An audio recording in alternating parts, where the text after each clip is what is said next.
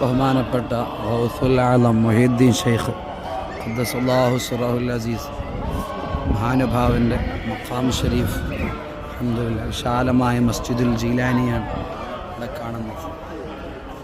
ഇടത് ഭാഗത്ത് മഹാനുഭാവൻ്റെ 2 മക്കൾ, അവരുടെ മക്ബറ കാണും. ഷെയ്ഖ് അബ്ദുൽ ജബ്ബാർ, അതുപോലെ ഷെയ്ഖ് സ്വാലിഹ്. മുഹീദ്ദീൻ ഷെയ്ഖിൻ്റെ 2 മക്കളാണ്. മനോഹരമായ പള്ളിയാണ് അവരുടെ മഖബറ. അൽഹംദുലില്ലാഹ്.